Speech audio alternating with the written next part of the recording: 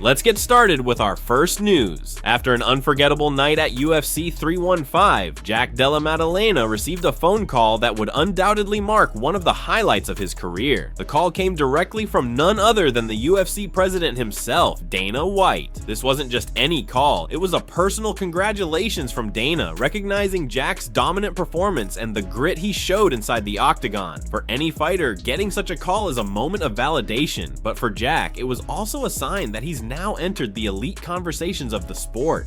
During the conversation, Jack showed that he's not only a fearless fighter inside the cage, but also outside of it when it comes to making bold moves. Without hesitation, he seized the opportunity to ask Dana White a direct question that was on everyone's mind. He asked if a fight with Islam Makachev could be next. This question wasn't just ambitious, it was a declaration that Dela Matilena is ready to test himself against the very best, regardless of weight class or the stakes involved. He knows that Islam is one of the most dominant champions in the sport, but he made it clear that he's not shying away from the challenge. Dana, being the businessman and promoter that he is, didn't commit to an answer on the spot. However, his response showed that he was open to the idea. He told Jack that he would figure it out and arrange something for him. These words might sound vague to an outsider, but in the world of UFC politics and matchmaking, it's a positive signal. Dana's acknowledgement alone is enough to create buzz and speculation throughout the MMA community. Jack, clearly excited by Dana's willingness to entertain the idea, responded with passion and enthusiasm. He exclaimed, "Dragon next, right? Let's go." This was Jack's way of hyping up the fight and letting the world know that he sees himself as the next big challenge for Islam. The nickname Dragon symbolizes the fierce, fiery, and relentless spirit Jack brings into every fight, and he wants Islam to be next in line to face that fire. Before ending the call, Jack didn't forget to show his appreciation. He sincerely thanked both Dana and Hunter Campbell, saying, "Thanks Dana, thanks Hunter, I really appreciate it." It's moments like these that show Jack's humility and respect for the people who help make these opportunities possible. But at the same time, he reminded them both, and perhaps the entire division, of the urgency he feels to keep the welterweight division alive and exciting. He concluded the call by passionately stating, "Save the welterweight division, save the division."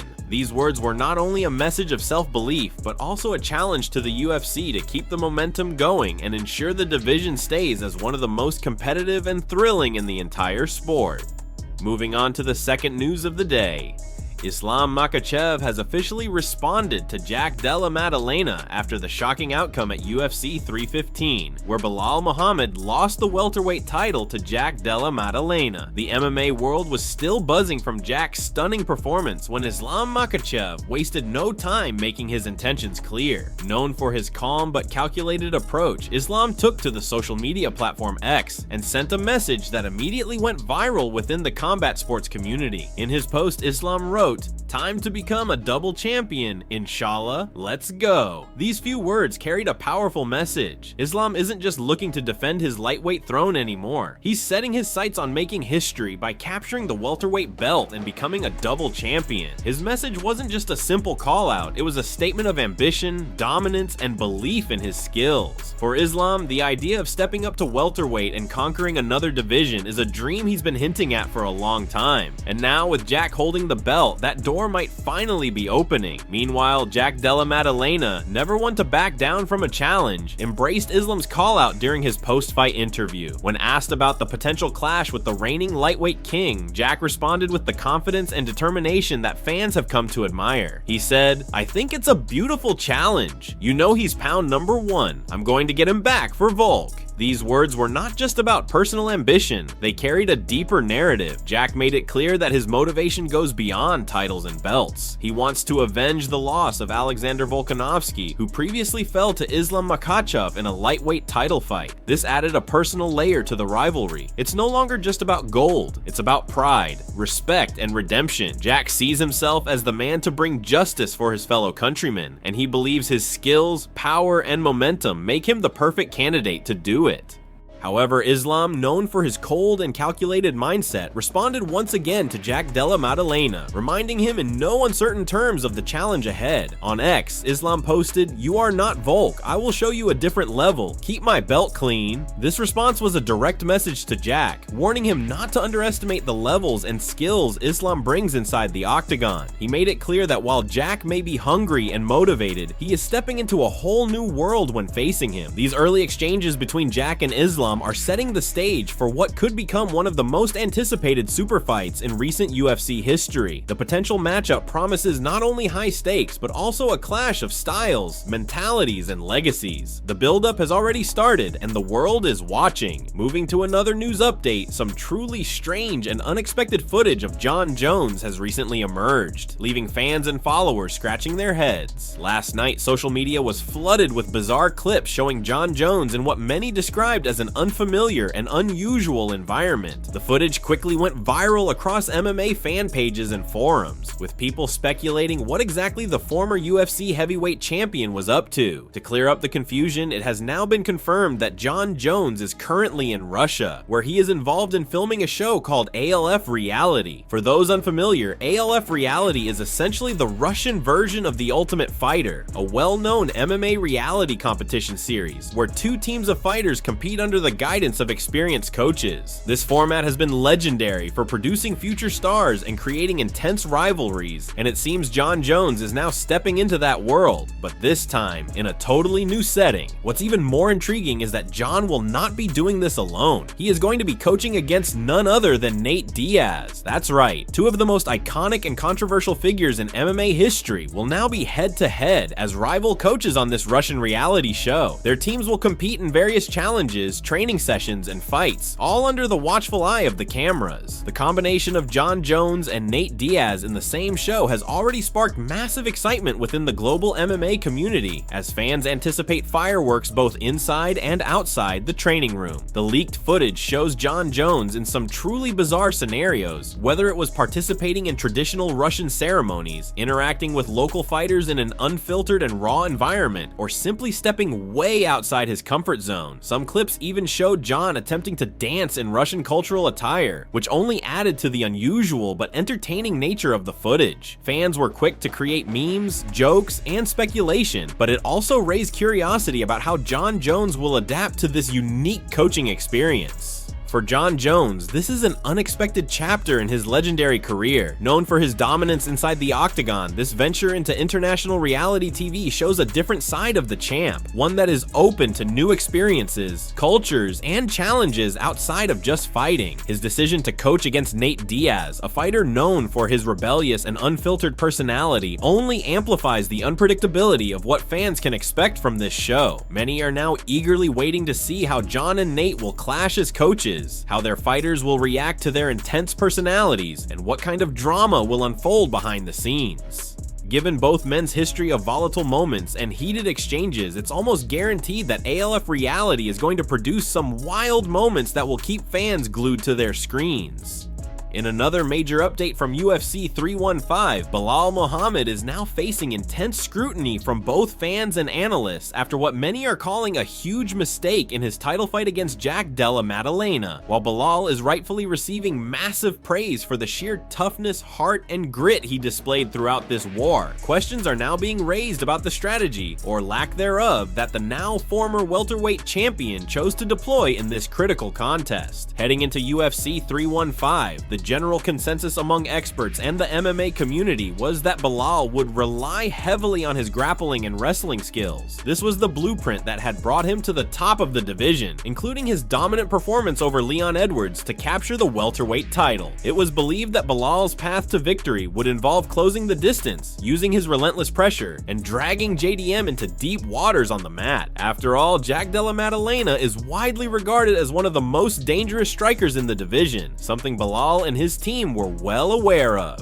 However, once the cage door shut, Balal's approach left many puzzled. While he did attempt several takedowns during the fight, he didn't pursue them as aggressively or consistently as many had expected. Instead, Balal chose to engage JDM in a prolonged striking battle, an area where JDM shines. As the rounds progressed, JDM's superior footwork, timing, and precision allowed him to outstrike Balal, ultimately earning him the victory and the welterweight crown. Following the bout, renowned coach Javier Mendez appeared on Submission Radio and addressed Balal's performance. Mendez, known for his honesty and experience, gave credit to Balal's warrior spirit but admitted he was surprised by the game plan. Mendez said, "My heart goes out to Balal. He's a warrior. Hopefully he'll come back and do well in his next fight. Let's see what happens." He continued, "Like you and I kind of alluded to, he didn't fight his normal fight like he did against Leon Edwards. And that's the fight he should have fought because he was facing a very, very good striker. Jack is a very good striker. I love the way he goes to the body, head, and mixes everything up." Mendez wasn't alone. Former champion Robert Whittaker echoed similar sentiments, expressing his belief that Balal may have tried to prove something by standing with JDM. Whittaker said, "I expected more takedowns. Now, it's easy for me to say from the outside, but from the outside in, I can't help but feel like Balal was trying to make a point striking with Jack for the first 3 rounds. He called it a big mistake, especially considering Balal's brief success when he did finally mix in his wrestling later in the fight." Adding to the post-fight conversation, JDM himself was asked if Balal's much-hyped Canelo-inspired boxing showed up in the octagon. Jack simply laughed and said, "No, he didn't. Canelo is the man, but he didn't. Props to him, he said he would stand in there. I didn't think he would, but he did." JDM also pointed out the odd broadcast graphics that initially showed Balal landing more significant strikes in round 3, a stat that has now been corrected to show JDM landing 34 to Balal's 32. This fight leaves the MMA world wondering, was it JDM's elite footwork and takedown defense that kept Balal at bay, or did Balal, burdened by the criticism of not being a finisher, feel the need to prove his striking skills at the worst possible time?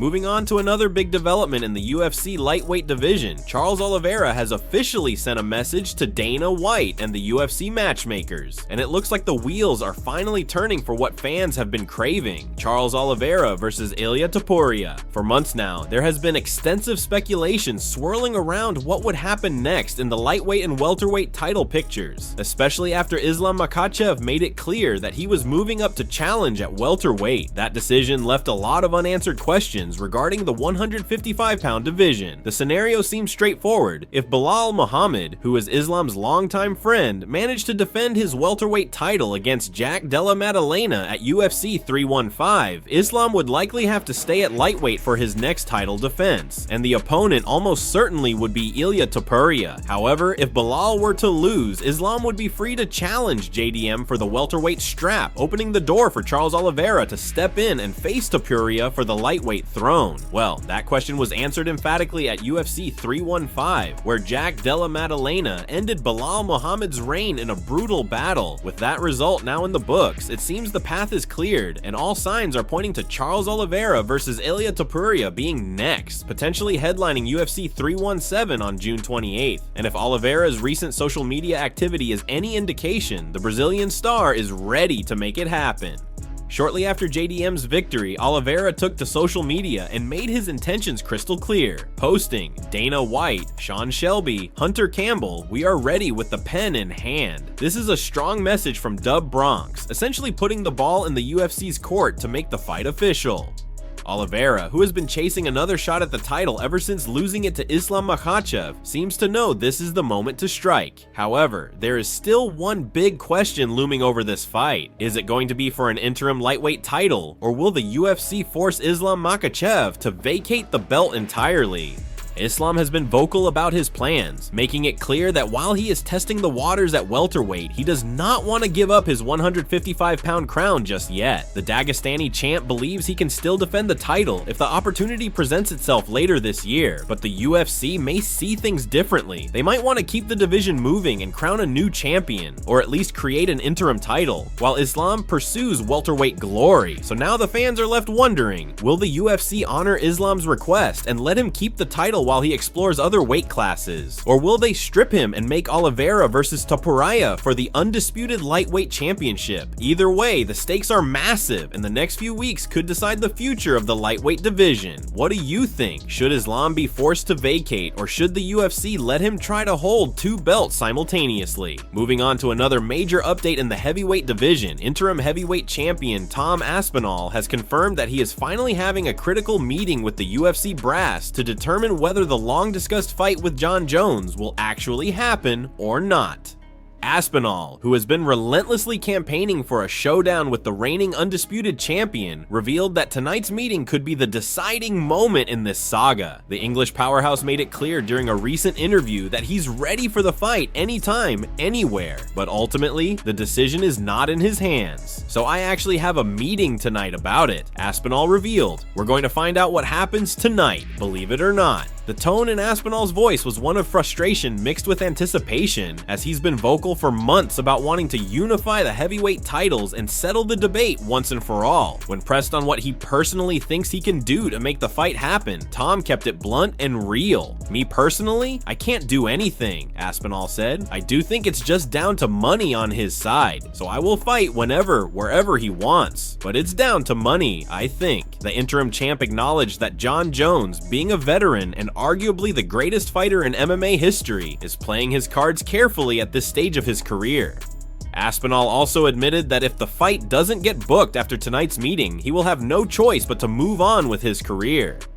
When you put him in with a guy of my size, who has them credentials at this stage in his career, I think Jon's a smart guy and he realizes that, so he wants compensating financially for it, Aspinall explained. When asked how he feels about having to constantly address the topic in every interview, Aspinall didn't hold back.